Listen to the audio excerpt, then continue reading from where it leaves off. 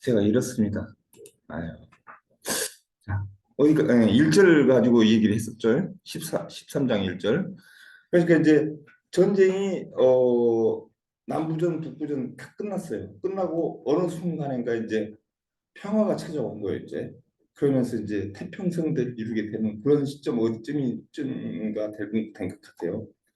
그런데 이제 어느 정도 전쟁이 끝나고 나니까는 마음이 해이돼 가지고 이제 나머지 곳곳에 아직 널려 있는 가나안 족속들을 물리치고 그 땅을 완전히 회복시키고 그 땅을 차지하고 살아야 되는데 아직 이 가나안 땅에는 저기 다른 족속들이 남아있는 가나안 족속들이 남아있는 게 있어요. 그래서 그들을 다 물리치라고 했는데 그냥 아이고 이제 쟤들은 아직 힘이 없어가지고 우리한테 덤벼들 만한 그런 힘이 없어. 그냥 넣고 이제 놔두고 우리가 필요할 때 종으로 쓰든가 뭐 예를 들어서 그렇게 하지 뭐 하고 넘어갔었던 것 같아요. 그런데 이제 하나님께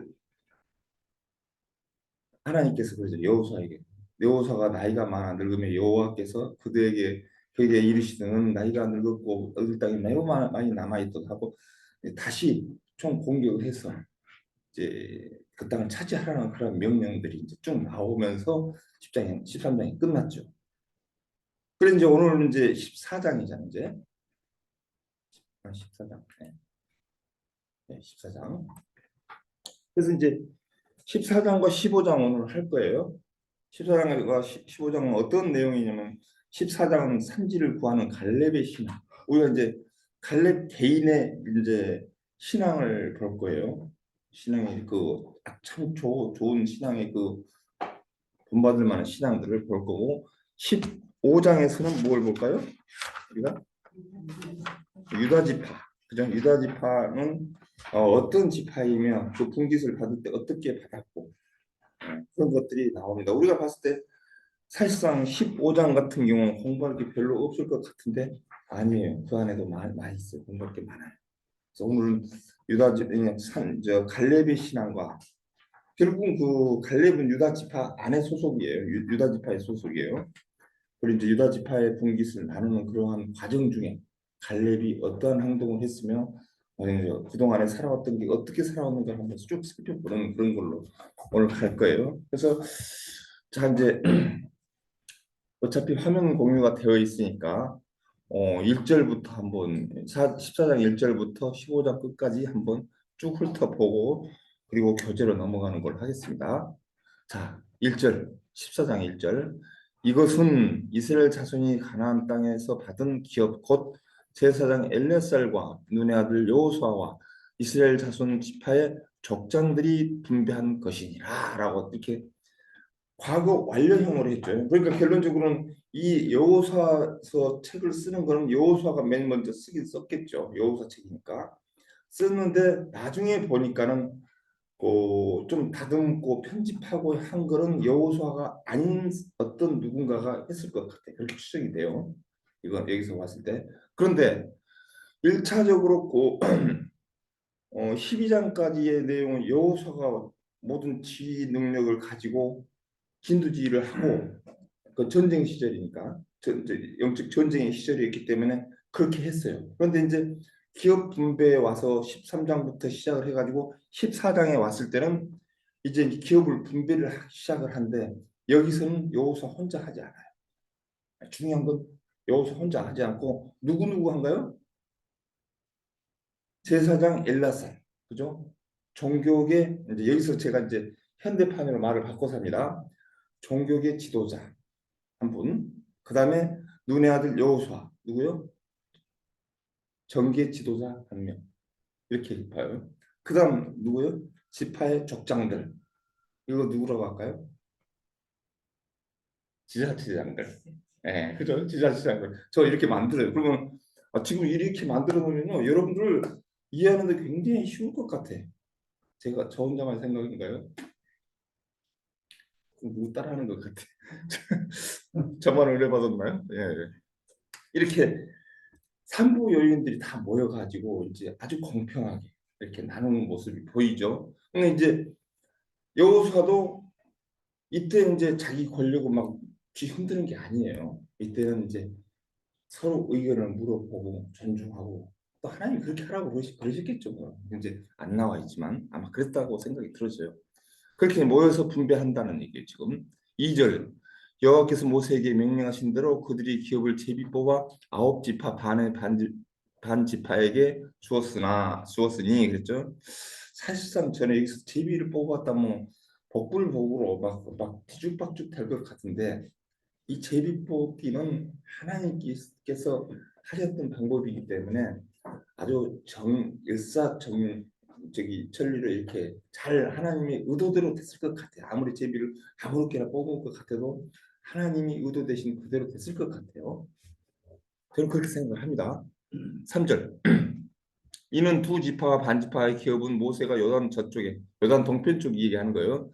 주었으며 남은 지파들이 이제 이쪽 이제 요단 서편 쪽에 와서 이제 나누는 거죠. 레위 자손에게는 그들 가운데 기업을 주지 아니하였으니 꼭 그 요단 동편에서도 레위 자손에게는 기업을 안 줬대요. 아직. 예. 틀림없이 무슨 뜻이 있는 거예요, 이제. 예. 또 요단 서편에서도 그 땅을 안 줘요. 레위는 지파라고 안 하고요. 레위인들 이렇게 하더라고요. 그래서 12지파 안에 들어가지 않아요. 레위는 여기서부터. 자, 4절. 이는 요셉의 자손이 므낫세와 에브라임의 두 지파가 되었으며 그러니까 요셉 지파에서 두 지파로 나눠졌죠. 므낫세 지파와 에브라임 지파로. 상당히 그 번성했던 것 같아요. 요셉 지파가. 그렇기 때문에 므낫세 지파는 요단 동편 쪽에 반을 차지했고 요단 서편 쪽에 와서 또 반을 차지했어요. 근데 사실상 에브라임 지파는 그렇게 크질 않아요. 조만해요. 그래서 그래도 두 지파가 되었죠.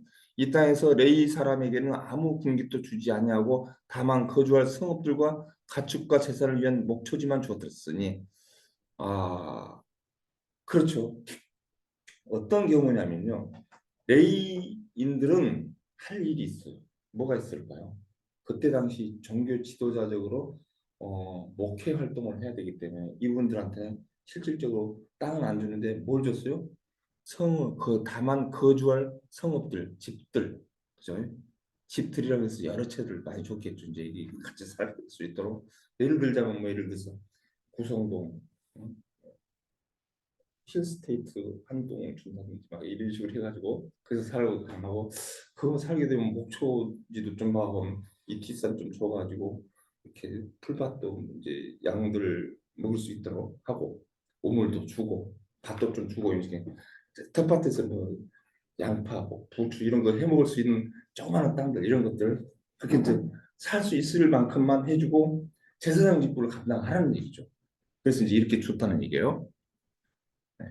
그래서 5절 이스라엘 자손 여호와께서 모세에게 명령하신 것과 같이 행하여 그 땅을 나누었더라. 이미 나눈 건데 이제 그 나눈 거를 이제 쭉 나열하기 시작하겠죠. 이제 6절 그때 유다 자손이 그러니까 여기서 보세요.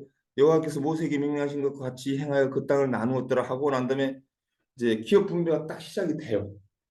이제 그러면서 맨 먼저 유다 지파부터 이제 여성 서편 쪽에는 유다 지파부터 이제 땅 분배가 되는 거예요. 근데 이제 여당 동편에 이미 므낫세 반지파, 에브라임 저기 갓 지파, 루벤 지파 나눠졌으니까 그리고 난 다음에 여당 서편 쪽으로 와서 맨 밑에 쪽으로 역삼각형 형식이죠. 보면 그 땅을 우리 저기 한번 지도를 한번 보고 갈까요?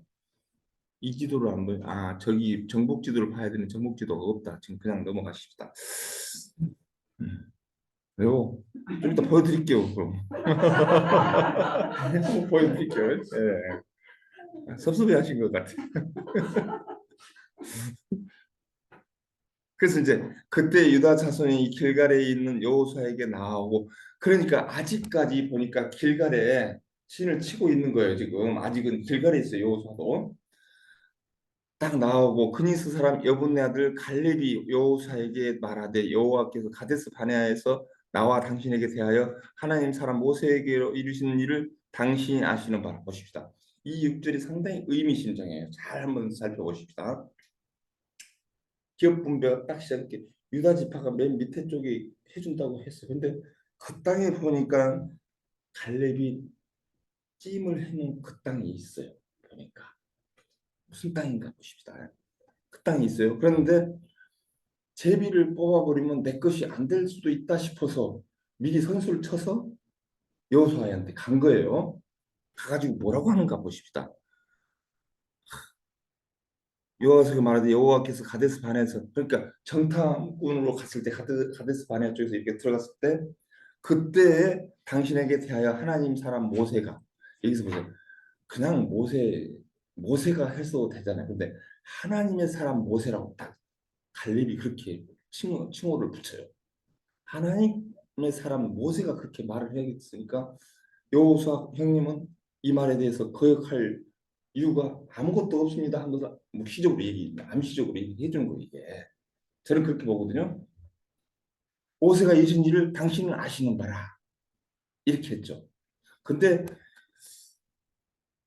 이 갈렙은요, 45년을 지나면서 그 땅을 항상 머릿속에 가슴속에 묻어두고 광야 생활도 했고 7년 전쟁을, 가나안 전쟁을 치르면서 항상 그 꿈을 가지고 있었던 거예요. 이걸 안 잊어버리고 준다고 했어요. 가데스 바네아 땅에서 그 땅 네가 밟은 그 땅은 너희에게 주노라 이제 하고, 이제 모세가 이렇게 얘기했던 거를 다 가슴에 품고 광야를 돌 때도 그 힘든 일을 겪어도 그 생각만 하는 거. 헤브론 땅, 그 땅 가면은 젖과 꿀이 흐르는 땅, 그 기름진 땅, 그 땅 내 거야. 그럼 이제 그것만 생각하면 광야 생활 아무리 목이 말라도 침이 싹 돌면서 용기가 생기면서 그랬을 것 같아요. 여러분도 안 그런가요? 저만 그런가요? 자, 그러면서 그런데 나만 알면 뭐해? 그렇게 얘기한 거를 그 땅에 진짜로 가가지고 내가 찾아야 되는데 줄 사람이 까먹어버리면 안 되겠다 싶어서 가끔가다 형님, 모세 형님, 그때 모세가 살아있으니까 모세도 건너갈 줄 알고 모세 형님 그 땅 저 주신다고 했었죠. 막 하면서 1년에 한두 번 정도 안 잊어먹게끔 중간중간 얘기했을 것 같아요. 아니까요. 저는 집요한 데가 있어요, 갈렙이. 그러다가 어 모세가 죽어버리고 요단강을 못 건너거네 그럼 그 다음에 여호수아니까 급하게 여호수아 형님 그때 같이 갔을 때 그거 기억나죠? 전쟁하면서 전쟁 끝나고 저녁 때 집에 와가지고 형님 커피 한잔 합시다. 아메리카노 한잔 할까요? 그러면서 딱 커피 가지고 가. 그래 여호수아 집에 가서 같이 이렇게 저렇게 얘기를 하다가 올 때쯤 돼가지고 그 땅 알죠? 그 땅 나 준다고 그랬죠? 안 잊어볼게. 계속 이제 이렇게 했을 것 같아. 그러고 나서 이제 때가 딱 되니까 이제 하나님의 사람 모세에게 이르신 일을 당신이 아시는 바라. 당신 알죠? 나 준다는 거 알죠? 하고 이렇게 얘기를 한 거예요. 설명이 너무 길죠. 저는 드라마를 쓰고 있는 거예요 지금. 이제 이거는 저는 그래 성경 본문 말씀을 볼 때는 그 하브르타에 보면은 질문이 5가지인가 4가지인가 있죠. 사실 질문, 상상 질문. 그거를 이제 지금 사실 질문과 상상 질문을 제가 해가지고 드라마를 만들어 봐요, 제가. 그리고 이 책에 들어와서는 적용 질문과 메타 질문에 대해서 한번 이렇게 해보는 거예요. 그래서 은근히 하브르타를 그러고 나서 또 몇 분씩 이렇게 또 토론도 하고 그러잖아요. 그러니까 저는 그거 하브르타를 기준으로 잡고 공부를 하기 때문에 안 잊어버리실 거다. 한번 들으신 분들은 강사가 다 될 수 있는 충분한 자질이 생길 거라는 생각을 저는 혼자만 착각을 하고 있습니다. 네. 집사님 아시죠? 네. 자, 그건 이제 서론이니까 그냥 넘어가십시다. 그래가지고 그렇게 이제 생각을 해서 6절을 지나갑니다. 7절. 내 나이 40세 여호와의 종 모세가 가데스 바네아에서 나를 보내 이 땅에 정탐하였으므로 내가 성실한 마음으로 그에게 보고하였고, 보고는 이제 우두머리로는 여호수아가 갔는데 보고며 모든 그 기획이며 차트 짜서 보고하고 이런 거는 갈렙이 했나 봐요. 보니까. 그래서 나와 함께 올라갔던 내 형제들은 다 백성의 갓남을 높게 하였으나 나는 내 하나님 여호와께 충성하였으므로 그날에 모세가 맹세에 이르되 내가 내 하나님 여호와께서 충성하였은즉 내 발로 밟은 땅은 영원히 너와 내 자손의 기업이 되리라 하였나이다. 그때 기억나시죠? 같이 옆에 있었잖아요. 아마 그랬겠죠, 이제. 이제 보소서 여호와께서 말씀을 모세에게 이르신 때로부터 이스라엘 광야에서 방황한 이 45년 동안을 여호와께서 말씀하신 대로 나를 생존하게 하셨나이다. 오늘 내가 85세로 돼 45년 그때 40살 때 했던 그 말을 나는 기억하고 있습니다. 이제 85세가 됐습니다. 모세가 나를 보내던 날과 같이 오늘도 내가 여전히 강건하니 보세요. 그 40살 때의 건강과 85세 때 건강이 여전하다고 이렇게 하잖아요. 그러니까 이 사람은 갈렙은요 광야 생활을 하면서도 끝까지 아침 저녁으로 조깅도 하고요, 푸시업도 하고 그러면서 자기 건강 관리를 한 거예요. 그리고 절대 아니면 그 땅 내 땅에 계속 셀프토크를 하면서 그리고 신앙도 안 잊어버리고 그리고 내 힘이 그때나 지금이나 같아서 싸움이나 출입에 감당할 수 있으니 자기를 보라는 얘기요. 얼마만큼 지금 현상 유지 잘하고 있다는 걸 보여주는 거죠. 그날에 여호와께서 말씀하신 산지를 지금 내게 주소서. 당신도 그날에 들었거니와 그곳에는 아낙 사람이 있고 그 성읍들을 크고 견고할지라도 여호와께서 나와 함께 하시면 내가 여호와께 말씀하신 대로 그들을 쫓아내리다 하니 12절도 굉장히 중요한 부분이 많아요. 신앙적으로 보십시다. 뭘 봤느냐면 저는 그날에 여호와께서 말씀하신 산지를 지금 내게 주소서. 오늘도 이렇게 잠깐 점심시간 동안에 쭉 봤어요. 헤브론 산이 얼마만큼 높은가 했더니 912m인가 그러더라고요. 해발 912m면 지금 여기 석성산이 471m거든요. 그러니까 석성산의 2배라는 얘기예요. 912m 우리나라에 어떤 산이 있을까요? 대략적으로 잘은 모르겠는데 하여튼 900 몇 m니까 그렇게 되더라고. 꽤 높은 산이죠. 그런 산에 꽤나 높은 산이에요. 그거. 그래서 안악 사람들 굉장히 키 크고 건장한 사람들이 거기 살았단 말이에요. 그리고 크고 견고할 집도 성읍도 거의 뭐 여리고성 비슷하게 그렇게 좀 단단했던 모양이에요. 여기가. 그래서 할지라도 여호와께서 나와 함께 하시면 내가 여호와께 말씀하신 대로 그들을 쫓아내리다 하니 그런데 이 갈렙이 있잖아요. 또 기름지고 좋은 땅들은 이미 거기에 가서 사는 사람들이 있잖아요. 대부분 좋은 부분은 다 몰리게 돼 있고 힘센 사람이 거기를 차지하고 살게 되어 있어요. 그러니까 여기서 또 보니까는 누구예요? 안악 사람들이 거기 차지하고 살고 있잖아요.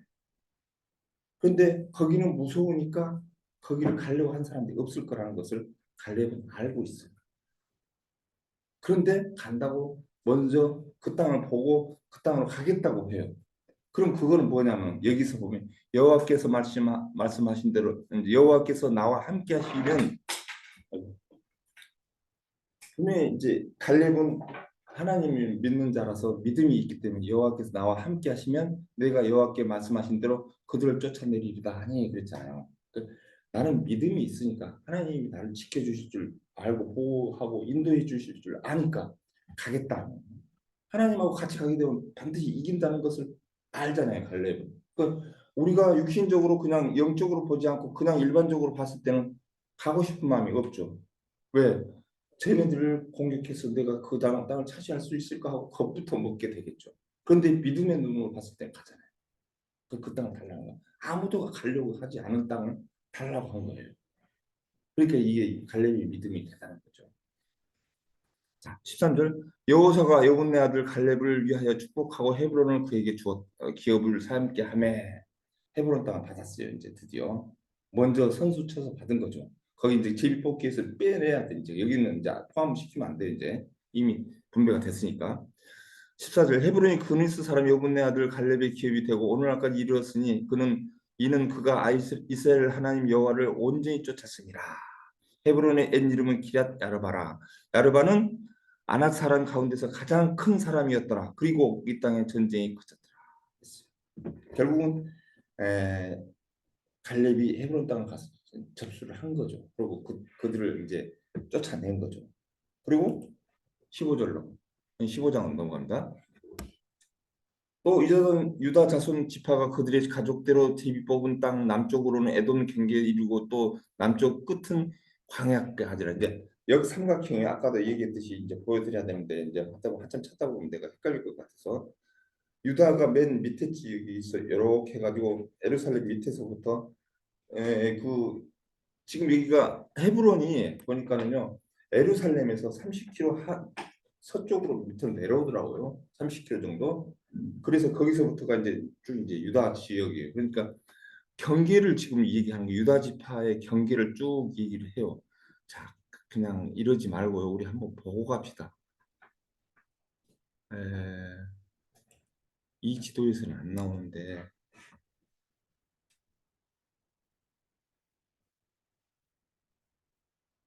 이 지도에서는 안 나오는데 대략 제가 그림으로 그려볼게요.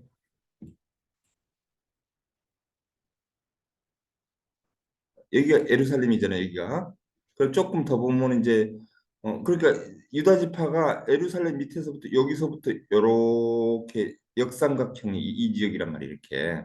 근데 헤브론이 조금 더 들어가면 헤브론이 나올 거예요. 헤브론 여기 있죠. 히브론이로 이렇게 나오잖아요. 여기가. 그러니까 여기서 여기 그 거리가 한 30km 된대요. 30km.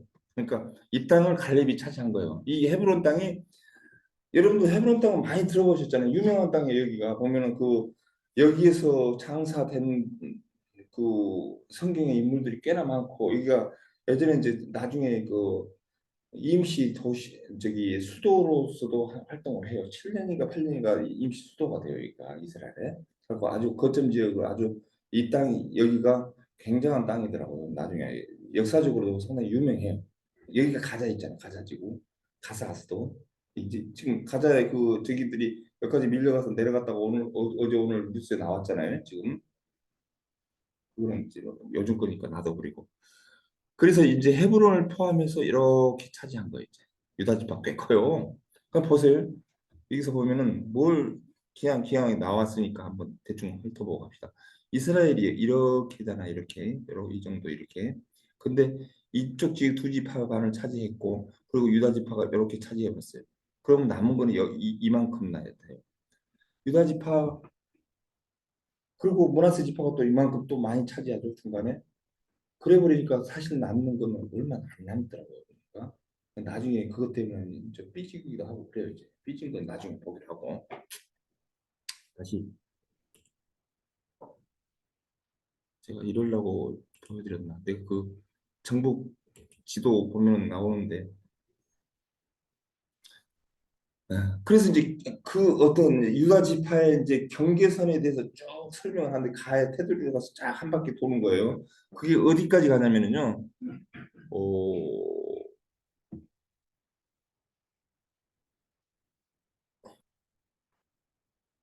예, 12절까지 해가지고 경계선에 대해서 이렇게 유다지파의 가 테두리로만 이렇게 경계해가지고 쭉 설명한 게 12절까지예요. 근데 이게 이제 아무리 설명해도 그때 당시의 지명과 지금 현재 지명도 많이 바뀌었고 찾으려면 찾을 수도 있고 그런데 이거 하다 보면 시간이 너무 많이 잡아먹고 그러니까 전체적으로 1절부터 12절까지는 유다 지파 전체의 경계선에 대해서 설명을 했다라고 하고 넘어가는 걸로 할게요. 그리고 난 다음에 13절 여호와께서 이제 하나님 또 나타나셨네 보니까 여호와께서 여호수아에게 명령하신 대로 여호수아가 기럇 아르바 곧 헤브론을 유다 자손 중에 분깃으로 여분네 아들 갈렙에게 주었으니 아르바는 아낙의 아버지였더라. 이제 이렇게 설명 한 번 더 나오네요.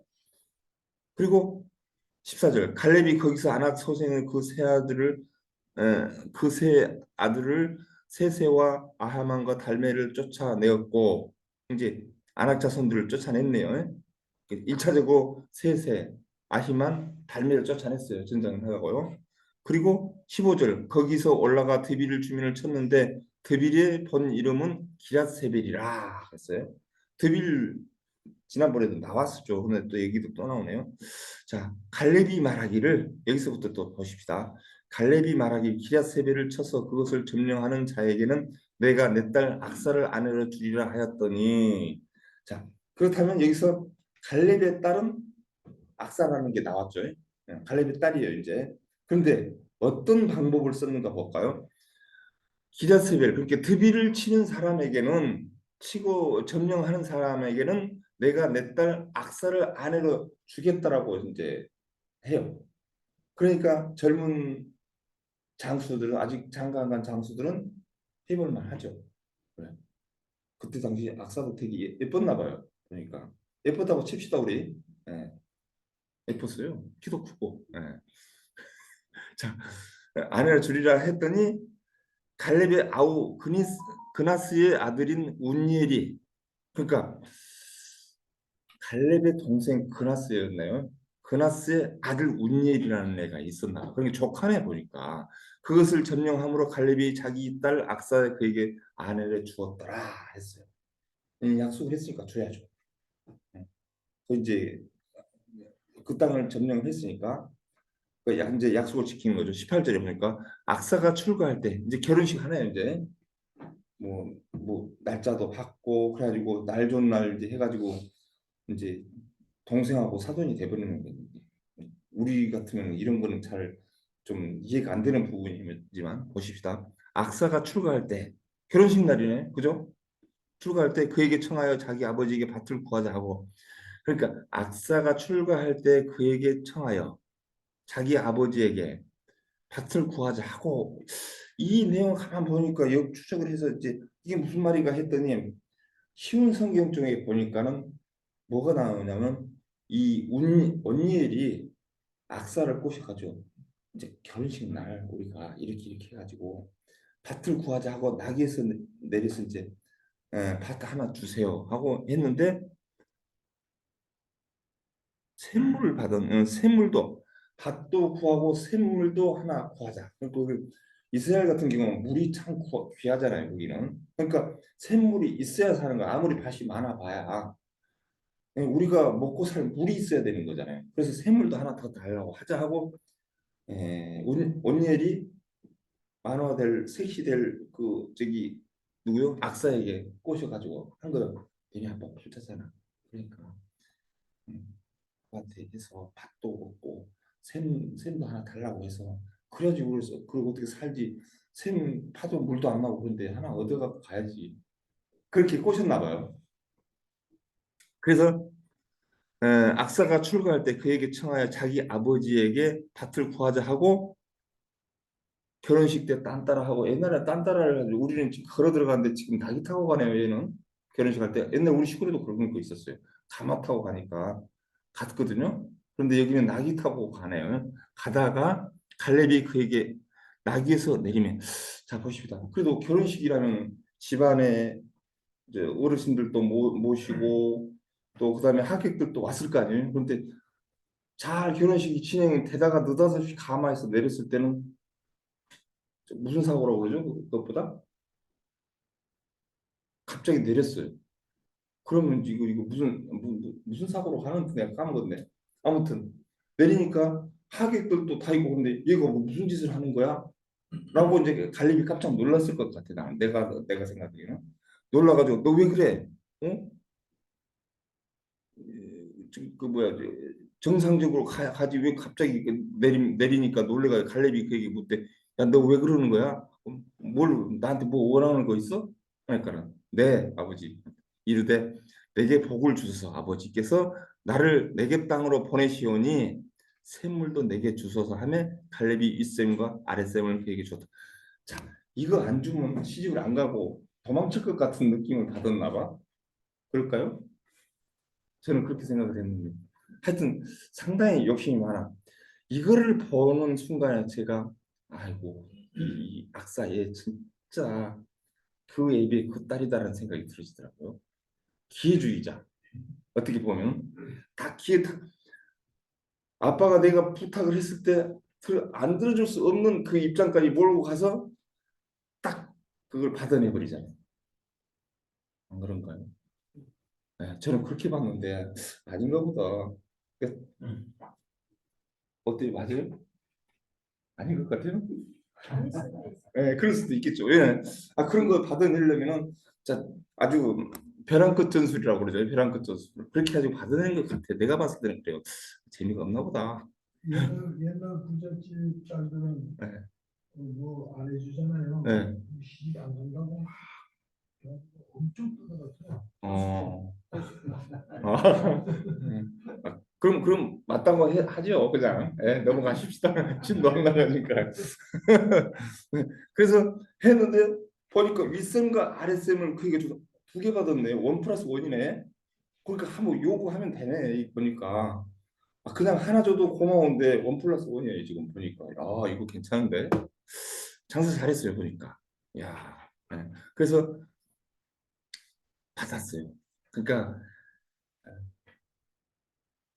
저기 악사도 보면은 피는 못 속인다는 게 나와요. 보면은 갈렙도 참 집요한 데가 있고 이제 그래서 이렇게 딱 받아내잖아요. 근데 딸도 그러네 보니까.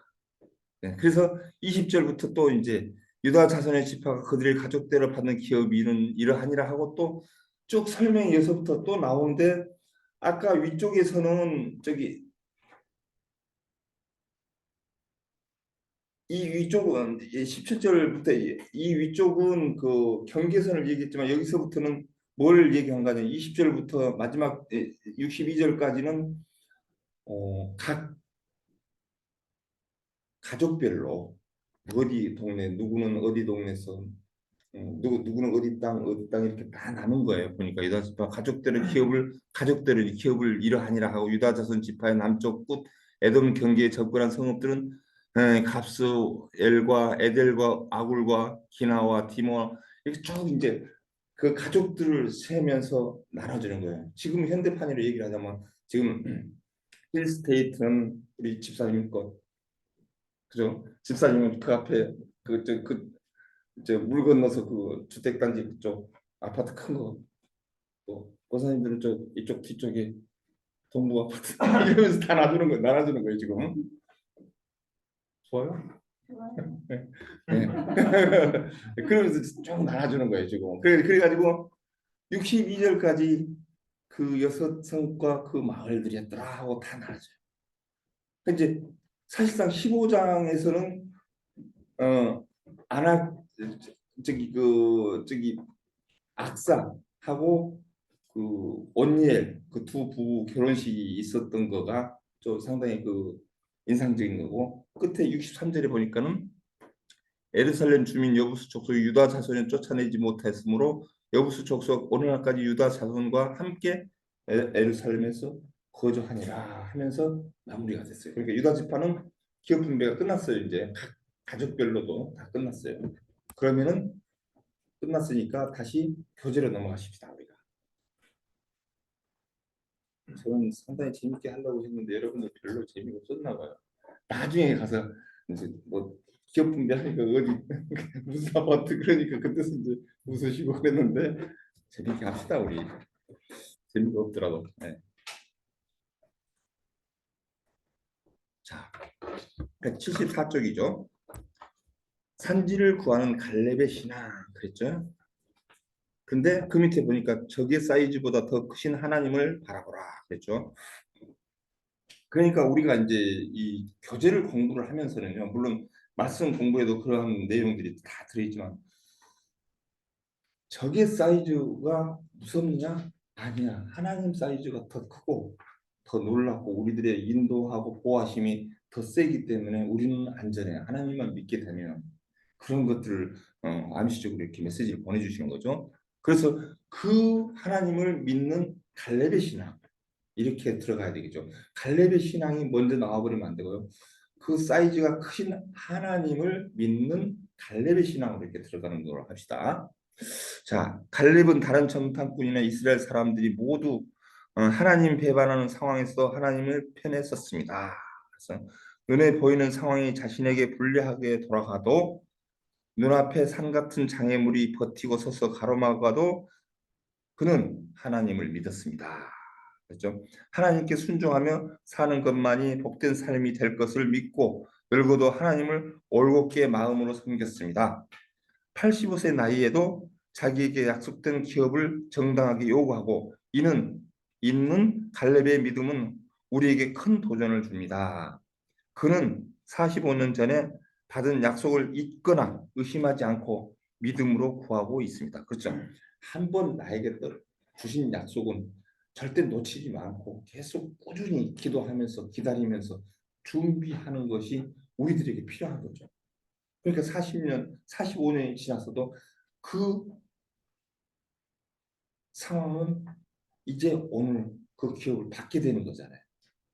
그래서 갈렙이 참 대단한 신앙이라는 거는 알아요. 근데 그 갈렙의 신앙을 지켜주고 보장해 주시는 분은 하나님이라는 걸 우리가 또 다시 알아야 되겠죠. 자, 1번으로 들어갑니다. 갈렙은 85세였으나 40세의 상태를 유지하고 있었습니다. 이 신실한 사람을 잃지 않고 유지하고 있었던 축복들은 어떤 것이었습니까? 성실한 마음에 하나님의 법에 충성함, 사실과 경건함, 싸움이나 주일에 감당할 수 있음. 예, 그렇죠. 아까 이제 본문 말씀 봤을 때 14장 7절에서부터 11절의 내용이었죠. 이제 한 번씩 갔으니까 넘어가고요. 맨 밑에 사람이 그러니까 나이가 들면은 좌절하고 또 의기소침하고 연약한 그런 부분들 희망을 예전에는 가졌지만 이제 나이가 들다 보니까 희망도 하나씩 둘씩 접어버리죠. 또 비전도 내려놔 버리고 이런 경우도 있죠. 이런 특징으로 변해가요. 미래에 대한 기대보다는 자꾸 늙어가는 현실을 바라보게 되죠. 그러나 항상 그러나는 중요해요. 그러나 딱 체크를 해보세요. 그러나 갈렙은 정탐꾼으로 파송될 때나 85세 지금 나이나 같은 생각, 같은 꿈을 갖고 있다는 거죠. 그러기 쉽지 않아요. 한참 하다 보면 아유 이제 나도 지쳤다. 이제 차라리 그냥 되는 대로 살다 말지 뭐. 이랬다면 이 땅이 내 땅이 안 될 수도 있다는 거예요.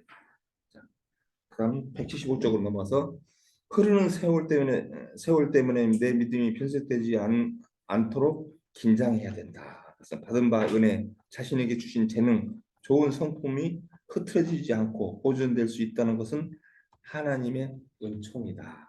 이렇게 돼 있죠. 그렇죠. 45년이라는 세월이 절대로 길지 않는 세월인데 대단한 세월이죠. 나이가 들수록 삶의 분별력과 통찰력은 더욱 깊어지죠. 우리가 나이가 먹으면 먹을수록 그 경륜이라는 게 있잖아요. 그래서 자신이 잘 경영하여 은혜가 더욱 깊어지게 해야 된다. 그래서 갈렙은 나이가 들었지만은 희망도 목표도 상실하지 않고 그렇게 살았어요. 그의 건강도 그때나 지금이나 같다고 말하잖아요. 믿음의 시간이 흐를수록 하나님께 더욱더 친밀하게 다가가도록 만들어줄 수 있겠다 이런 얘기예요. 근데 갈렙은 본래 겐족 속에 속했대요. 그래서 남부 가나안과 에돔 진시장 근처에 그쪽인데 그 이제 본래 겐족 속 출신이었는데 나중에 유다 지파로 이렇게 접목이 됐어요. 그러니까 이제 지금 유다 지파에 같이 속해 있는 거죠. 갈렙 족속은 헤브론 중심으로 포도 동굴처럼 퍼져 그 지역의 중심 가문이 되었어요. 결론적으로 이제 헤브론을 그 땅을 받고 난 다음에 굉장히 번성했다는 얘기죠. 번성할 수밖에 없겠어요. 왜 그러냐면 갈렙은요 그 후계자를 잘 뒀잖아요. 어, 저도 이거를 보고 항상 막저 사역자를 계속 키우려고 인턴하고 뭐 이렇게 하면서 우리 조은석 집사님이 이제 저보다 훨씬 이제 앞으로 미래가 촉망되시는 이제 나이는 숫자에 불과한 우리 조은석 집사님이 정말 장군으로서 이제 딱 세워주셨잖아요. 이제 네. 좀 굉장히 그 부분만큼 되게 막 쓰긋쓰긋해져요. 제가 네. 하여튼 기분 되게 좋아요. 자, 갈렙 족속 헤브론 중심의 도덕 그럼 이제 네, 뻗어갔다는 얘기죠. 갈렙은 광야에서 죽지 않았으나 거의 40년간 방황하는 동안에 불신한 민족들 때문에 괴로움을 당해야 했습니다. 이 경건한 믿음의 사람이 얼마나 인내를 해야만 했던가를 생각해 보십시다. 매일매일 그는 사람이 죽어가며 유업을 잃는 것을 보았습니다. 또한 그들은 불만과 불평들을 드려야만 했습니다. 그러니까 광야 생활을 하면서 있잖아요. 나의 믿음은 심지가 걷고 오로지 하나님만 바라보고 있는 주변에서 그런 여건들이 안 돼. 막 불평불만하고 그러면서 사람들이 날마다 죽어나가고 200만이 그러니까 광야 40년 동안에 애굽에서 나왔던 모든 사람들은 여호수아하고 갈렙만 빼놓고 다 죽었기 때문에 200만이 다 죽었다는 얘기예요. 그 30년 동안에 38년 동안에 또 태어나기도 그만큼 태어났지만 그럼 내가 계산을 쭉 해봤더니 하루에 200 몇 명이가 죽었더라고요. 그래서 맨날 옆에서 가족들이 보니까 죽어 나가고 또 태어나고 막 그렇게 했죠. 그리고 또 배신 때리고 또 이제 모세에게도 대들기도 하고 그런 걸 보는데 주변의 여건이 그런데 주변의 여건에 따라가지 않고 그 신앙을 지킨다는 게 오직 힘들었겠어요 그게. 그런데 그 신앙을 지켰잖아요. 그래서 대단하다는 얘기예요 갈렙이. 자, 이 믿음으로 사랑을 통해 이스라엘 사람들을 불신앙을 참아내야만 했다. 그리고 그런 일로 인해서 괜히 고생하는 게 살아있는 사람들이 고생한단 말이에요. 그 군대에서도 그게 있죠. 어느 한 사람이 잘못하면은 연대 책임을 맡고 다 그 기합을 받고 벌을 받고 맞잖아요. 맞죠, 준수 집사님? 네, 연대 책임이라는 게 있어. 저쪽 한쪽 구탱에서 한 사람이 잘못하면 난 잘못한 거 하나도 없어. 근데 그 벌을 내가 받아야 돼. 얼마나 열받아요, 그게. 여성분들 잘 모르시죠? 네, 그래요. 남자들은 다 알아요. 무슨 얘기인지 알지? 그다음 넘어갑시다. 이처럼 육신적이고 불신한 사람들 틈에서 갈렙은 어떻게 영적인 생활을 유지할 수 있었습니까? 거기 그 지점 아시죠? 자, 그의 마음은 가나안에 있었습니다. 여기서부터 밑줄을 한번 그어보세요. 자, 그런 악조건 속에서 버틸 수 있었던 힘이 어디서 나온가 했더니 그의 마음은 가나안에 있었대요. 하나님께서 그는 하나님께서는 그에게 놀라운 유업을 주셨으며 비록 그의 몸은 광야에 있었지만 그의 마음은 언제나 약속의 땅 가나안에 있었습니다. 여기까지 밑줄 쳐놨어요. 중요합니다. 왜? 우리가 어려움을 당하고 힘든 일을 당했을 때 비전을 가지고 있을 때 그 비전을 바라보고 살게 되면 어지간한 것들이 이렇게 넘어간다는 얘기요. 그래서 가나안 땅, 그 적과 꿀이 흐르는 그 땅, 헤브론 그 땅 하면서 넘어간 거예요. 하나님 저 분명히 저한테 주실 거죠, 주실 거죠. 그 땅 제가 봤는데 그때 가데스 반에서 헤브론 땅을 갔을 때는 그 감람나무가 한 이 정도 내 키보다 조금 컸는데 이번에 전쟁하면서 가서 보니까 굉장히 많이 컸대요. 많이 열리대요. 올리브유 말이에요, 올리브유. 그 얘기하는 거죠 지금. 아, 근데 저기 소출이 대단한데 먹고 살기 참 기름진 땅, 내가 저 땅은 내 겁니다 하면서 전쟁했을 거란 말이에요. 그러니까 그런 게 있으니까 버틸 만한 힘이 생긴다는 얘기예요. 에, 갈렙은 골로새서 3장 1절에서 4절에 기록된 위의 것을 찾으라, 위의 것을 생각하고 땅의 것을 생각지 말라는 대한 완벽한 예증을 여기서 보여줬다는 얘기죠. 두 줄 밑으로 내려가서 하나님은 약속에 신실한 분입니다. 갈렙도 하나님과의 믿음과 관계에서 신실한 사람이었습니다. 하나님 역시 약속에 신실하신 분이에요. 근데 갈렙 역시 하나님과의 믿음 관계는 신실했던 사람이라는 거죠. 쿵짝이 맞았죠. 하나님과 갈렙은 모세를 대항해서는 대항하는 무리 속에 끼인 적이 없었어요. 회의와 불신의 무리 속에서 들어싸여 있어도 그는 그들의 모의와 불평로 참여한 일이 없었고 그는 애굽의 마늘과 부추를 사모하는 무리에도 가담하지 않았고 그는 하나님을 떠나서 우상 숭배하는 백성들과도 관계하지 않고 처연하게 홀로서 그 신앙을 지켰다는 거예요. 어렵죠. 이거 쉽지 않아요. 이거 남들 다 하는데 나는 안 해야 돼. 참아야 돼. 쉽지 않아요. 하나님을 온전히 쫓기 위해서 그 생애 전체를 걸고 일생을 참으며 살다가 드디어 하나님이 약속하신 장소에 이르게 되었을 때 그때 딱 멋있어요. 갈렙의 신앙. 176쪽으로 넘어가서 기업을 분배하는 자 중에서 적을 온전히 멸하는 자는 갈렙뿐이었대요. 그러니까 용맹스럽기도 하잖아요. 그리스도 안에는 십자가 부활 승천에 우리에게 가난이요. 그렇죠? 우리를 향한 하나님의 원대한 약속입니다. 우리는 결코 이 약속들을 잊어서는 안 됩니다. 현실을 보지 말고 그리스도 안에 있는 약속들을 보십시오. 이건 우리에게 주신 말씀입니다. 동그라미 쳐놓고요. 당구장 표시해 놓으세요. 네. 이래서 우리가 이런 대목들이 나오게 되면 바로 우리에게 적용하면서 우리 생명샘교회 스피릿을 흘러온 것들이 바로 이런 것들입니다. 그래서 갈렙은 나이가 들었어도 믿음 관리, 자기 관리, 건강 관리, 약속 관리에 성공한 사람이라 이렇게 돼 있죠. 외부적인 환경이나 조건들이 우리의 신앙을 멀어지게 할 수는 없고 늙어가는 현실을 집중하지 말고 하나님을 집중하라. 그랬어요. 바로 이 공간 안에서도 그 표본을 보여주신 분이 우리 주원섭 지사예요. 나이는 상관이 없어요. 사역자가 되셨잖아요. 여러분 나이 먹었다 내가 뭘 이 나이에 한다 절대 그럴 수 없어요. 여기서 그런 사람 아무도 없어요. 이제 무조건 하시는 거예요. 이제 자, 두 번째로 넘어갑니다. 갈렙이 85세 될 때까지 포기하지 않고 가슴에 품고 있었던 꿈은 무엇입니까?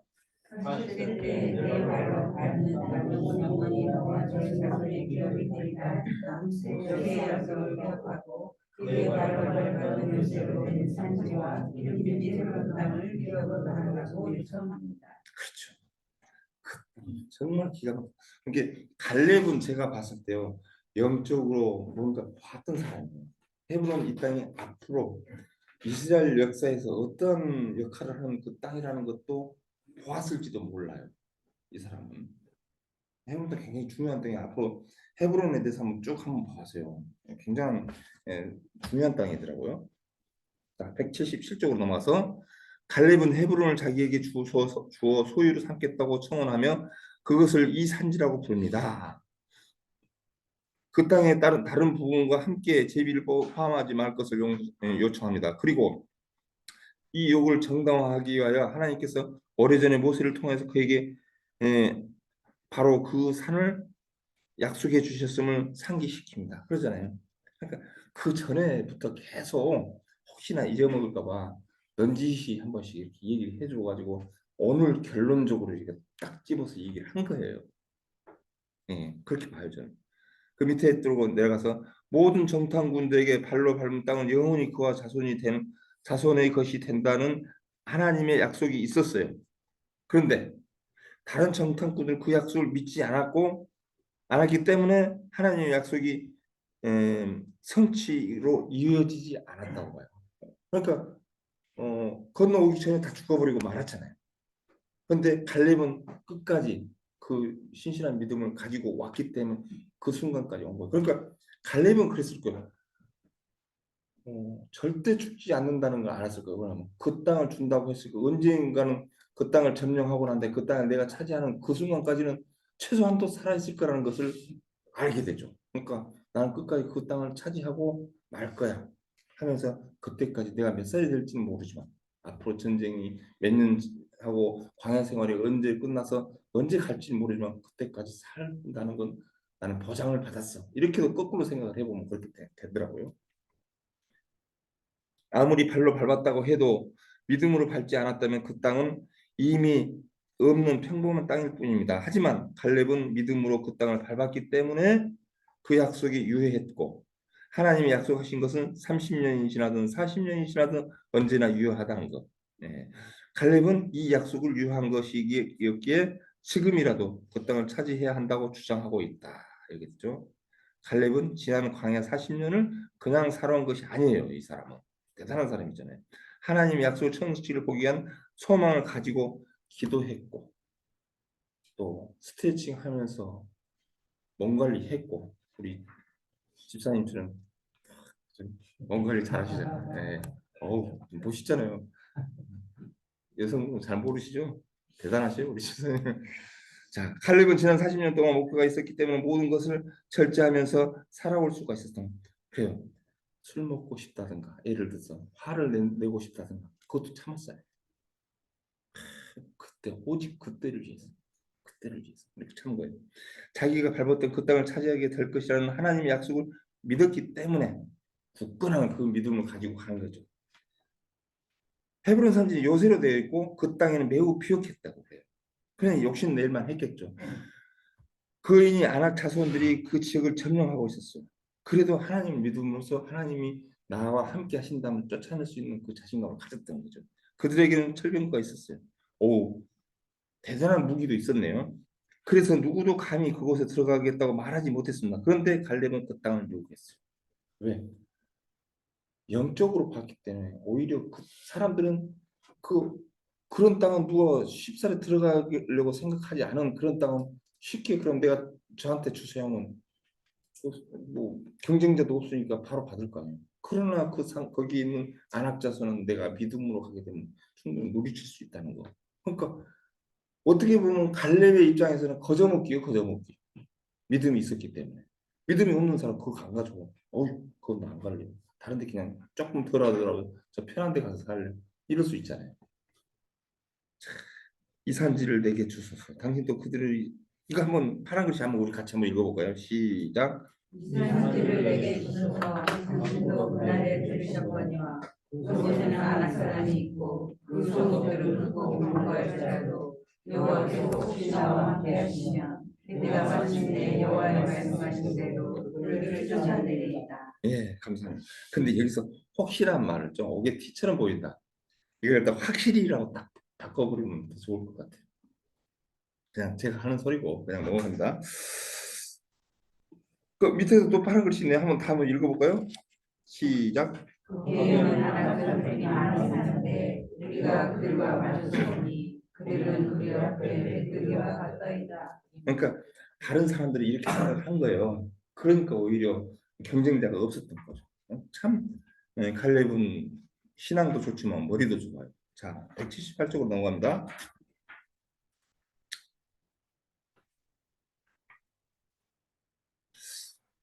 어떻게 그 많은 거인들을 상대하여 이겨낼 수 있을까 하고 갈렙은 두려워하지 않았습니다. 그에게는 하나님을 신뢰하는 믿음이 있었기 때문입니다. 아낙 자손은 헤블론 난공불락의 요새가 크지만 그에게 약속하신 하나님의 더욱 크신 능력을 하나님이 시기에 그걸 믿었다는 얘기죠.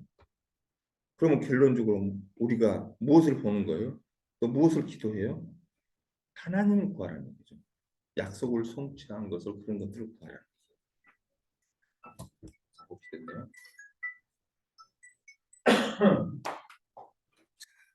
3번으로 넘어갑니다. 갈렙은 매우 긍정적이고 창조적인 가치관을 가지고 있었습니다. 그의 과거와 현재의 신실했던 모습을 정리해 보십시오. 시작.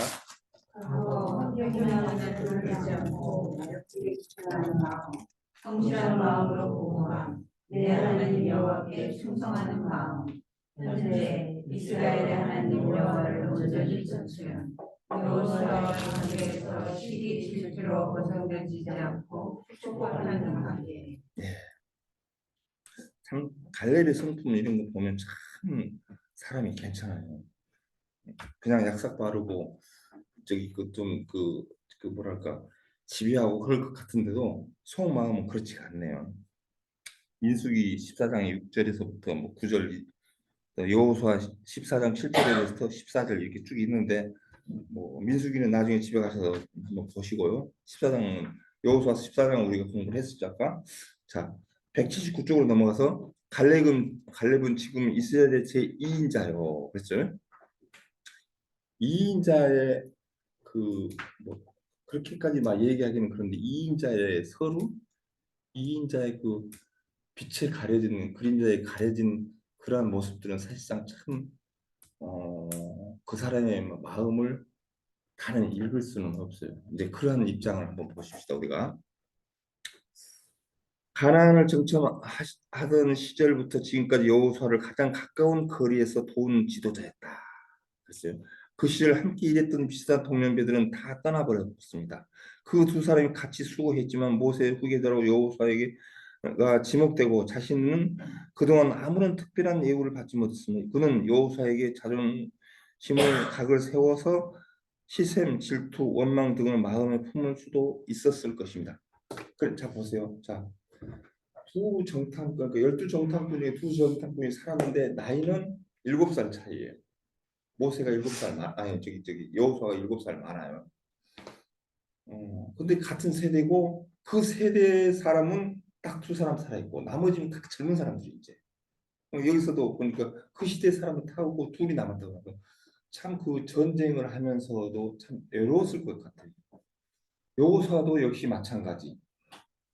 어떤 중요한 일들을 결정할 때는 물론 하나님하고 기도를 하고 결정을 하겠지만 그래도 사람인지라 옆에 누군가가 같이 도움을 요청할 때 있어야 되는 그런 경우가 있잖아요. 근데 물론 하나님이 계시니까 그렇지만 그래도 같이 있을 숨 쉬면서 같이 이렇게 의논하고 머리를 맞대고 할 만한 사람이 사실상 사람으로서 필요하잖아요.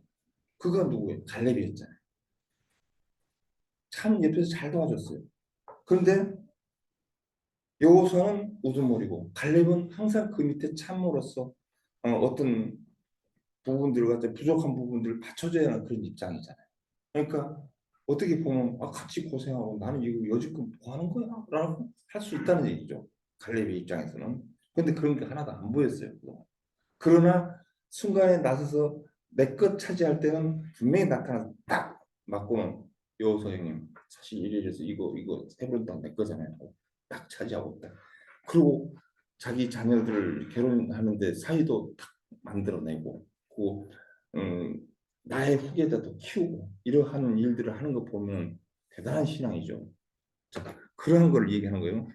그 다음 밑에 보니까 더 나아가 갈렙은 동료였던 여호수아의 권위 아래 이제는 복종했죠. 전쟁하면서 많이 했겠죠.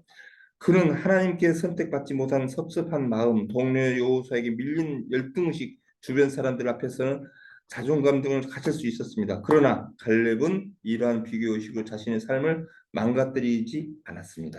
지금까지 살아온 그의 삶이 주만 바라보았기 때문에 그렇게 할 수 있었다는 거죠. 오히려 여호수아와 함께 서로 축복하고 격려하는 아름다운 관계를 이룬다 했어요. 이런 때는 간쓰레기를 내놔야 된다는 얘기잖아요. 이게 똑같이 고생했는데 나한테는 왜 대통령 선거도 한번 해가지고 나도 한번 해먹게끔 해주지. 이럴 수도 있고. 재밌으세요? 계속 웃으시는데 감사합니다. 재밌게 하려고 하는데 그랬을 텐데 그렇지 않잖아요. 그래서 그러면서 나이가 먹은 거잖아요. 맨 밑에 단에 보니까 갈렙은 85년의 거친 세월을 지난 후에라도 하나님을 신앙하고 섬기는 일에는 변질함이 없이 깨끗했다고 해요.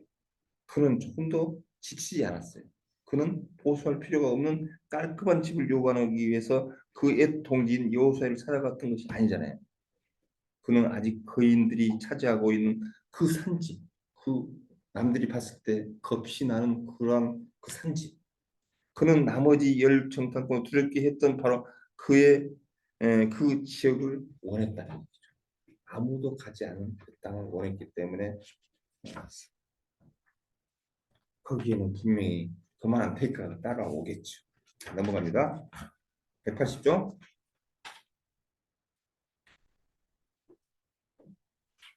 맨 위에 그 보니까 불가능하다고 말하는 10명의 정탐꾼들이 말에 백성들 기울였죠. 민수기 13장 31절 33절까지 쭉 그냥 밑으로 내려갑니다. 밑에 내려가가지고 밑에서 하나 둘셋넷 다섯에서 일곱 번째 줄 보니까는 이런 말이죠. 이스라엘 열 지파의 두령들에게 가장 큰 공포와 절망을 안겨준 헤브론의 아낙 자손이 갈렙에게는 가나안 정복 의지를 결정적으로 불태우게 했던 것입니다. 그래, 하나님을 믿게 되면 지금 아무것도 아니야. 해볼 만해. 그래서 하나님은 하나님의 전적으로 따르는 갈렙에게 파격적인 상급을 내리죠.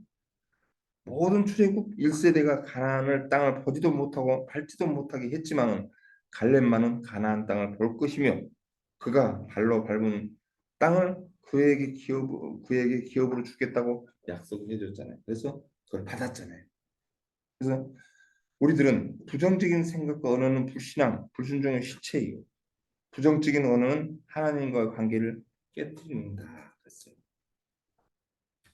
181쪽으로 넘어서 갈렙은 믿음의 언어를 사용했죠. 45년 전 다른 사람들은 모두 악평하며 부평하며 원망하며 못한다 할 수 없다 해도 안 된다라고 했을 때 갈렙은 당당하게 이렇게 외칩니다. 뭐라고요? 자, 민수기 14장 7절에서 8절 같이 읽습니다. 시작. 우리가 기도하며 정탐하는 신이 아름다운 땅이라 여호와께서 우리를 기뻐하시며 우리를 그 땅으로 인도하여 주시고 그 땅을 우리에게 주시리라. 이는 우리가 인덕과 과육이 흐르는 땅이니라. 남들은 안 된다고 했지만 저 거꾸로 흐르는 땅이라고 딱 이렇게 하잖아요. 뭘 몰라. 영적으로 눈을 떠봐 하면서 다른 사람에게도 이렇게 했었으면 얼마나 좋아요. 자, 사람은 믿고 생각한 대로 말한다. 그랬죠? 이해가 안 되고 안 믿어줘도 틀림없이 무슨 뜻이 있겠지. 많이 들어본 얘기죠. 우리 오래 다니신 분들은 뭘 도우시고 이 일을 해결했었나 이렇게 선포해야 믿는 사람이다. 그랬어요. 갈렙은 믿음으로 순종함으로써 이후 모든 세대의 모범이 되었다. 그래요. 믿고 순종하는 일이 얼마나 좋은 일인지를 보여주는 아름다운 모델이다. 여호수아 14장에서 갈렙의 고백은 우리를 정복 전쟁의 기간 7년을 추적해. 그죠? 계산을 해보면은 이제 7년간 전쟁한 걸로 나와요. 그러니까 결론적으로 지난번에 처음에 이제 전국 전쟁 처음 들어갔을 때 31개 왕을 이제 쓰러뜨렸는데 한 전쟁과 전쟁 사이를 갖다가 계산을 해보니까 대략 뭐 2년 정도 아마 그렇게 됐 3년인가 2년 몇 개월이나 하여튼 계산을 해봤는데 근데 까먹었네요. 그렇게 하고 다시 저기 열이 길갈로 돌아오고 막 그런 것들을 하잖아요. 그리고 좀 기간들이 있었던 것 같아요. 그렇게 해서 7년 전쟁에서 그걸 얘기한 거예요. 자, 넘어갑니다. 15장 내용이죠. 오래 하니까 슬슬 안 보이기 시작하네.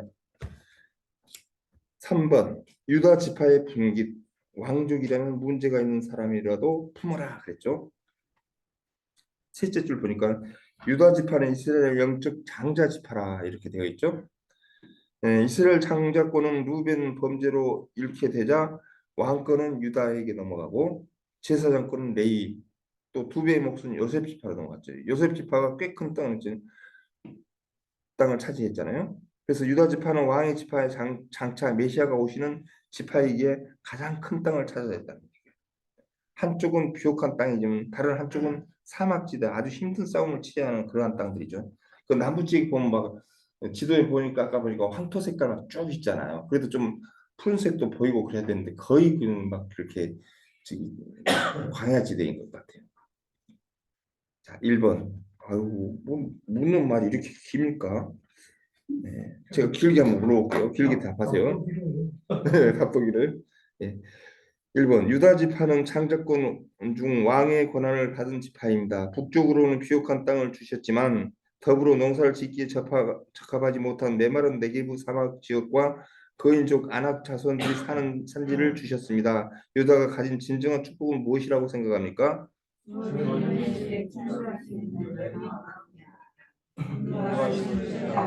전적으로 순종하면 어떤 악조건도 다 축복이 됩니다. 내게 주어진 시간에 인간이 있다고 생각하고 신뢰하고 순종으로 나를 이끌게 되겠습니다. 감사합니다. 위에서 하나, 둘, 셋, 넷, 다섯. 여섯 번째 줄 보십시다. 그럼 거의 밑에죠. 하나님께서 유다 지파에게 신령한 축복과 기름진 땅만이 아니라 메마른 땅을 함께 주셨던 것을 다른 지파와 비교할 때 공평하신 처사였다. 이렇게 얘기를 해요. 자, 유다 지파가 분배받은 영토는 후일의 유다 왕국의 중심지로 이스라엘 역사의 주요 무대가 된다. 이거죠. 영토의 악조건 때문에 더욱 하나님을 의지함으로 그 박토가 영적인 중심지로 바뀌게 된다. 이거예요. 이것이 바로 은혜의 원리다. 자, 그러니까 그렇죠. 여건들이 어려운 여건을 주게 되면 당연히 하나님을 찾게 되잖아요. 근데 그게 축복이라는 거예요. 그럼으로 인해서 축복으로 바뀌어지는 일들이 많다는 거예요. 하나님과 함께 하심으로. 사방에 보이는 것이 없이 사막이고 죽음의 바다가 둘러싸이는 이런 환경에 들어가면 사람은 하나님만 바라보게 돼 있어요. 그래서 나에게 주신 불편한 환경도 사랑해야 된다는 얘기예요. 쉽지만은 않은 얘기예요. 신광야, 사해바다, 요단강 등 내 눈에 꽉 막힌 답답한 환경이지만 이것들이 나를 지키고 키워준다. 왜? 나를 지키고 키워준 거고요. 나의 영적 성장을 시켜줄 수 있는 그런 요소들이라는 얘기죠. 이게 기도하고 하나님께 매어 달림으로 인해서 이제 하나님 찾음으로 인해서 우리가 하나님 도움을 받을 수 있다는 얘기예요. 183쪽으로 넘어서 눈을 뜨면 루벤 지파처럼 사방이 목초지이고 번영한 아수르가 있는 부족할 것이 없는 땅이 축복이 아니라는 얘기예요. 결국은 눈에 보여지는 걸로 축복을 그렇게 판단하지 말라는 얘기죠. 여성 동편 쪽이 목초지가 좋아서 달라고 한 루벤 지파는 강대국들을 둘러싸여 있다가 계속 세상의 유혹과 침략을 당하더니 결국은 가장 먼저 없어졌다. 누구도 마찬가지 사람들을 보는 눈은 똑같죠. 저 땅이 좋아 보이면 그 땅을 가만두지 않고 내가 차지하고 살고 싶고 그래서 침략을 하고 그러다 보니 맨 먼저 무너졌다는 얘기잖아요. 그러니까 척박한 땅은 에이 저 땅은 내가 우리가 가서 가봐야 고생만 하니까 안 갈 거야 하니까 그런 땅이 더 좋아진다. 영적으로 볼 필요가 있는데 우리는 그런 것들을 보기는 참 어렵죠. 자, 모든 것을 막아놓으시고 미래가 보이지 않는 절망적인 땅으로 나를 이끄셔서 하나님만 바라보도록 인도하심이 오히려 은혜라 이거예요. 불편한 여건들 때문에 하나님의 음성을 사모하게 되고 기도할 수 있는 낮아짐을 주시고 믿음의 지체들을 얼마나 소중한가를 알게 된다는 얘기예요. 교회 중심으로 살아갈 수 있도록 도우시는 은혜가 내게는 축복이다. 지금 축복받으신 분들 많아요. 저도 마찬가지입니다. 네. 하나님을 찾게 되고 그럴 때 그게 우리에게 축복이라는 얘기죠. 하나님은 사람이 다 같이 더불어서 잘 사는 세계를 원하시지만 그 목적을 달성하기 위한 방도는 반드시 평등한 것은 아닙니다. 그랬어요. 평등할 줄 알았는데 아니래요. 보십다. 아무래도 일할 만한 사람을 택해서 일을 맡기신다는 얘기예요. 네. 음, 하나님은 12지파 중에서 가장 영맹스러운 유다지파를 크게 들어 사용하셨어요. 그들에게는 다윗 같은 훌륭한 군주가 나타나게 하셨고 결국은 그리스도가 그 가문에서 태어나게 했어요. 하나님이 있는 자에게 더 주시기도 하고 없는 자에게서는 그 있는 것까지 빼앗기도 하신다는 거예요. 신약에 보면 그런 거 있죠. 유다 지파는 이러한 부르심을 잘 응답하여 크게 쓰임 받은 지파였어요. 좋은 조건, 환경만으로 감사하지 말고 불편한 환경, 어려운 역경 때문에 나를 강한 왕족으로 키우는 하나님의 계획을 하심을 대하여서 열린 마음을 가져야 된다. 근데 유다는 야곱의 네 번째 아들이죠. 레아의 소생이었지만 루벤이 장자권을 잃게 되자 장자권의 축복 왕권을 받게 돼요. 그에게는 형제들이 미움으로 우물 속에서 던져져 죽음을 위기에 당하고 있던 요셉을 살려내는 긍휼한 마음이 있었어요. 후일에는 흉년이 만나서 형제들이 모두 애굽의 양식을 구하러 갔다가 도둑으로 몰렸죠. 그래서 가족을 위해서 자신을 희생하고 하려고 했던 십자가의 정신이 넘치는 사람들이었다. 주어지지 않는 여건을 부러워하다가 마음을 잃으면 안 되는 거예요. 오히려 어려울지라도 주어진 환경과 현실의 삶에 최선을 다할 때 하나님의 섬기는 기회가 계속 열리게 된다. 특별한 환경에 축복이 있는 게 아니에요. 내게 주어진 현실 안에서 주의 뜻이 있다 생각하고 주어진 여건을 최선을 다해서 섬기게 이게 바로 축복이라는 얘기죠. 맨 밑에 두 번째 줄 분배준 땅들은 모두 우리에게 정복해야 할 우리의 분기시요 기업입니다. 내 삶에 정복해야 할 여러 영역들을 상징한다. 자, 넘어갈게요. 자, 그렇다면 이제 184쪽에서 보니까는 지역들이 쭉 나와요. 184에 185쪽 상단부까지 이렇게 쭉 나오는데 이게 뭔가 했더니 지역별로 영적 의미를 이렇게 쭉 살펴보는 내용들이죠. 유다 지파에서 나눠줬던 그 지역들이 지역별로 한번 어떤 영적 의미를 가지고 있는가 하는 것을 한번 천천히 보자고요. 1번에 보니까 에돔과 경계한 남방 성읍들, 에돔과 경계한 남방 성읍들이라면 요단 동편 쪽을 위치해 둔 그쪽이겠죠. 이제 요단강을 이렇게 흐르고 이렇게 중앙으로 흐르게 된다면 그쪽이 이쪽이 이제 에돔하고 붙어 있는 그쪽을 얘기하는 거예요. 에돔과 경계한 남방 유다 지파의 차지한 땅을 살펴보면은 매우 비옥한 땅이 있는가 하면 사막과 골짜기 언덕 등으로 이루어져 있다는 것을 보게 된다. 하나님은 사람들에게는 모든 것을 은혜로 받아들이는 경건한 자세가 항상 요구된다는 사회가 인접한 지역 사망의 음침한 골짜기. 그렇죠? 그 사회는 거기잖아요. 큰 호수. 저기 맨 위에가 어디죠? 갈릴리인가요? 네, 갈릴리 흘려가지고 내려와서 받았는데 이 사해 이 호수를 끼고 있는 그 지역이란 말이에요. 그 지역이 별로 안 좋은가 봐요. 음침한 골짜기라고 하죠. 죽음의 땅도 있었다고 해요. 그러나 결국 이곳에는 이스라엘 젖줄이 된다는 거예요. 나중에. 내 삶이 가장 의욕적인 날들에 내 인생의 미래 풍요한 위해서 준비하며 훈련하며 싸우는 일들이 있었다. 나의 일상에 찾아온 싸움은 날들은 두려워하지 말고 준비하고 훈련한 만큼 얻을 수 있다는 거예요. 그래서 이 땅을 일명 훈련의 땅이라고 그러죠. 영적으로 봤을 때 훈련했다. 그 다음에 두 번째, 평지 지역. 이렇게 돼 있죠. 평지 지역은 평범할 때 배우고 익혀서 스펙을 쌓는 그러한 땅이라고 이렇게 봐요. 자, 평범한 날들에 스펙을 쌓고 공부하고 실력을 키워야 합니다. 성경을 열심히 공부하십시오. 긴 점이 명확해지고 수많은 사람들이 세울 수 있습니다. 치유 공부를 열심히 하십시오. 가정, 자녀, 부부 관계도 더 무너져가는 세상을 바로 세울 수 있습니다. 개인의 내면에서 소우주라고 할 만큼 넓고 다양한 공부를 해야 도울 수 있습니다. 그러니까 평범할 때 아직 그 어려움이 닥치기 전에 빨리빨리 공부를 해서 스펙을 쌓으라는 거죠. 나중에 어려울 때 이제 그때 대비를 하기 위해서 그런 땅이에요. 평지 지역. 그다음에 세 번째 산지 지역이죠. 여기는 야성을 기르는 땅으로 이렇게 보면 되겠네요. 자 보실까요? 유다 지파의 온리를 정복해 드빌과 헤브론 산지를 지역뿐 아니라 헤브론 북쪽에 있는 북부 산맥 지역을 차지하였으며 이와 더불어 동부 경사 지역과 광야 지역을 얻게 되었습니다. 유다 지파 영내는 유대 산지라는 높은 험악한 산악지대였습니다. 아까 얘기했죠. 유대 산지라는 높고 험악한 데가 한 900 몇 메타, 910 몇 메타 이렇게 되는 산지라면 꽤 높은 산이에요, 사실상. 그런 산지 지역이라는 얘기예요. 그래서 여기서 볼까요? 그래서 유대 아낙 자손에 거하는 기럇 세벨이었고 가장 큰 거인인 아르바를 죽이고 기럇 아르바를 얻었다 그랬죠. 소년 다윗도 모세도 노획장 갈렙도 거인들을 이겼습니다. 지금 되게 두려움 주는 것은 거인이 누구입니까? 나에게 가장 내가 두려워하고 있는 그것은 무엇인가를 이제 연상을 하고 그거를 위해서 이제 스펙을 쌓고 나중에 믿음으로 이제 이겨낼 수 있도록 해야 된다는 얘기죠. 자, 네 번째. 믿음으로 사는 사람은 광야라도 축복을 땅이 됩니다. 하나님이 행하실 일들을 대행할 수 있습니다. 광야지역은 말 그대로 광야지역이죠. 그 다음에 다섯 번째, 예루살렘. 여기는 나태한 땅으로 이렇게 돼 있어요.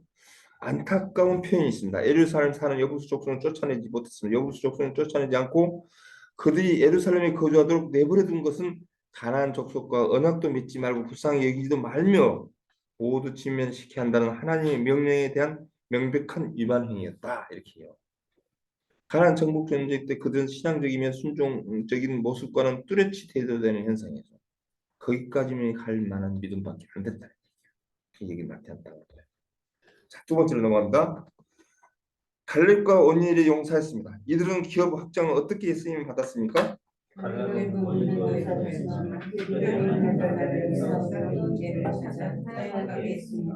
그렇죠.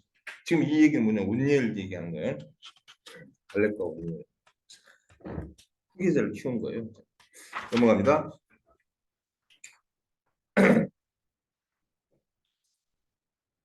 갈렙은 유다 지파입니다. 갈렙은 자신의 기업으로 할당받은 헤브론의 거인족 아낙 자손을 쫓아내고 아낙 소생 세세와 아이만과 달메 세 아들을 분리쳤죠. 그는 계속해서 그 주위를 쳐서 기업으로 삼았어요. 대단하죠. 광야에서 사라져갔던 불신앙의 사람들은 누구입니까? 이런 거인들 앞에서 하면 나는 메뚜기라고 두려워서 오금을 못 폈던 사람들입니다. 그러나 또 그러나가 나는 그러나 할 때는 항상 밑줄 쳐놓으세요. 그런 거인을 두려워하지 않고 갈렙처럼 믿음으로 물리치는 용사가 많이 있었습니다. 도무지 내 힘으로 물리칠 수 없는 사람, 힘든 남편, 힘든 시아버지, 힘든 아들 때문에 끙끙대다가 믿음으로 그를 제압하지 하고 복음을 전하고 그 다음에 예수님 영접시키는 경우들이다 이렇게 표현하죠. 불신앙으로 보면 험한 산지이고 가슴 떨리는 거인족이지만 믿음으로 보면 나의 밥이요 나의 기업이다. 나의 밥이라기까지는 좀 그런데 아무튼 나의 기업이란 말은 어디서 나오냐면 에베소서 나오죠. 에베소. 자, 그 밑에 갈렙은 자신도 영맹스러운 사람이었지만 더욱 사람 인재를 찾아 쓸 줄 아는 지혜로운 장수였다 이렇게 표현해요. 젊고 능력 있는 젊은이들을 전쟁에 투입하면서 가장 먼저 이성을 빼앗은 사람에게 자기 딸 악사를 주겠다고 했죠. 아까 그런 얘기했죠. 많은 사람이 이 전쟁에 도전하게 되었고 그의 조카 운엘이 그 영광을 차지했다. 갈렙의 사위가 된 운엘은 믿음과 용기로서 TV를 정복하여 갈렙의 기업을 확장하는데 일조함으로 믿음의 선봉장이 되었다. 훗날에 그는 잘 성장해서 이스라엘을 사사로 국가를 위해 큰 쓰임을 받게 됐다. 운엘도 사사로 나중에 사사기에 나왔던가요? 네. 이런 인물로 딱 성장하잖아요. 그렇다면 교회가 해야 할 중요한 일은 온리엘 같은 믿음의 사람을 많이 키워내는 일입니다. 그렇죠? 앞으로도 계속적으로 여호수아 강사는 이제 어느 정도 많이 나왔으니까 후계자 모집을 하지 말라는 것 같은 명령이 있었을 때 또 하려고 탁폼 잡았는데 그래가지고 뭐 그런 경우가 있습니까? 계속 키워야죠. 또 밀어붙이든가 해야죠 이제. 저는 계속 그렇게 하고 싶어요. 이게 이제 이런 거에서 저는 준해가지고 막 하는 거예요. 근데 재밌더라고요.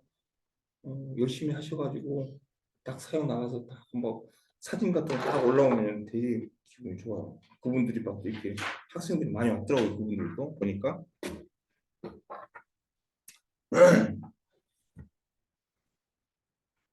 말씀으로 믿음의 사람을 훈련하고 많이 키워 교회가 늙지 않고 대를 이어 하나님의 큰 일을 해낼 수 있습니다. 그러나 이런 축복에도 유다 지파가 주신 기업을 완전하게 정복한 것은 아니었대요. 예루살렘에 비롯한 블레셋 다섯 성읍이 여전히 그곳의 원주민들이 차지하고 있었습니다. 결국 그 지역들은 다윗 시대에 가서야 완전히 정복되고 하나님의 약속이 완전히 성취됐다 이렇게 나와요. 자, 3번. 자, 물어봅니다. 자신들이 분배받은 기업의 땅에 넉넉하다고 시몬 지파에게 땅을 나눠준 지파는 어느 지파입니까? 유다 지파입니다. 우리 이럴 수 있을까요? 자기가 땅을 받았어요. 받았는데 우리 넉넉하니까 다른 지파도 줘요. 그 지파가 지금 유다 지파예요. 그런데 지금 내가 그게 있는지는 모르겠어요. 이거는 어떻게 찾아야 되는지 모르겠어.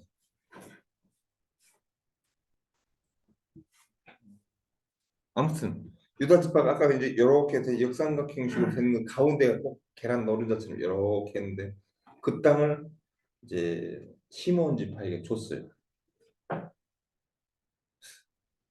나중에 이제 그건 나오는 거 그때 가서 공부를 하는 걸로 하고요. 그럼 그 땅을 줬어요. 그래서 유다 지파가 준 거예요. 자, 그냥 바로 그냥 넘어가십시다. 제가 지금 이 상태에서 내가 지도 찾기가 조금 어려워서 여기에 38개 성읍의 이름이 실려 있는데 29개 성읍이 이야기합니다. 이들 성읍 중에는 9개는 후에 시몬의 분기수로 넘어간다 이거요. 그 줬다는 얘기죠. 그 한 세 줄 밑으로 내려가서 봅시다. 시몬 지파는 유다 지파에서 일부의 성읍을 할당받아도 될 만큼 인구가 매우 적었대요. 그것은 과거 광야 생활 당시 시몬 지파가 시므리나 바알볼 사건을 주목하자가 되어서 죄를 범한 결과 많은 사람들이 죽임을 당했기 때문에 그렇다는 거죠. 창세기 49장 야곱의 예언에 보면 시몬 지파는 남에게 폭력 행사하는 칼이요, 모의자요, 분노자요, 노여움에 혹독하고 분기가 맹렬한 자라고 이렇게 상당히 좀 못된 사람들이 그 족속이었네요. 지파들이었는데 즉 시몬은 늘 언제나 어느 쪽에 튈지 모르는 예측 불의 불덩어리 같은 사람이라는 말이라. 우리 곁에는 나와 너 너무나 기질이 다른 사람이 있을 수 있습니다. 언제 어떻게 분노가 튈지 모르는 불덩어리 같은 적도 있다 이거죠. 유다는 이런 저주가 있는 지파를 품었다는 거예요. 원수도 사랑할 수 있고 포용할 수 있는 사람이 예수님의 족보에 드는 왕족이라 이렇게 표현했어요. 왕은 백성을 섬기는 자죠. 천태만상의 모습들을 한 수많은 백성들을 품어야 왕이라는 거예요. 그러니까 예전에 이제 공부를 하는데 이제 그 시몬 지파가 왜 그렇게 땅을 주더라도 역삼각형 유다 지파 이렇게 봤던데 그 가운데 이렇게 줬단 말이에요. 이제 나중에 시간 때문에 보여드릴게요. 그 땅을 그렇게 줬는데 그러니까 가슴으로 품는 모양이 되더라고 이게 이렇게. 근데 왜 그랬는가? 근데 어디로 튈지 모르니까 그냥 가슴으로 품고 찔리고 아프더라도 유다가 참고 인내하면서 그들을 보호해줬다. 형제니까 지파니까. 그럼 나 같으면 에돔 이쪽으로 해가지고 한쪽 구덩이 이렇게 해가 딱 주고 이쪽에 살아 여단강이 끼고 이렇게 살아 하면 에돔하고 맨날 싸움질하고 하다가 그냥 에돔에 너무 이제 쳐들어와 버리면 못 막아내니까 그냥 가운데다 품고 막을 거 막고 이렇게 그랬을 거라 예측을 하더라고. 근데 일리가 있더라고.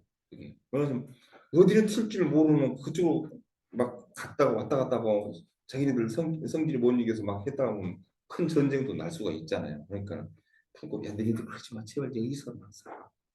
내가 그쪽 감당할 테니까 그쪽 걱정하지 마. 뭘 그렇게 하려고 그래 하면서 가운데가 딱 좋다 이렇게 좀 일리가 있는 말일 것 같은데 근거는 없어요. 자 넘어갈게요. 우리는 유다 지파처럼 왕권을 가진 사람이 되어야 한다. 믿는 자 원리 리더 권세자입니다. 그러나 그 통치권을 강하게 드러내려면 말씀으로 기도로 훈련을 해야 된다. 그렇죠? 낮아지는 섬김으로 더 뜨겁게 형제를 사랑해야 한다. 쉽지 않은 얘기예요. 저도 그렇게 못하고 있습니다. 솔직히 제가 장남이거든요. 근데 그렇지 못한 부분이 저에게도 있어요. 주님은 우리가 이 땅에 성령의 능력을 받아 왕으로 사역하기를 원하십니다. 어떤 사람도 품을 수 있는 왕의 지파가 되기를 원하십니다. 유다 지파는 사자기로 자신의 지파를 표현했습니다. 하나님은 우리를 나라와 세상으로 삼으셔서 우리가 세상을 품기를 원하신다는 하나님께서 우리들은 그렇게 하기를 바라신다는 거죠. 쉽지만은 않은 일이에요. 오직 하나님만 믿고 따라가야 그 일을 할 수 있죠. 감당해낼 수 있죠. 맨 밑에서 셋째 줄. 이런 꿈이 있었기에 문제 많은 나라라도 품을 수 있었습니다. 이것이 하나님의 통치를 이루며 싸움 잡고 문제 많은 이 땅을 어우르고 품을 수 있는 왕권입니다.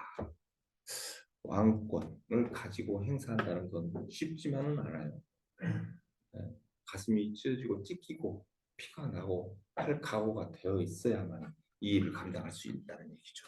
자, 여기까지. 오늘은 중요한 거는 갈렙의 신앙.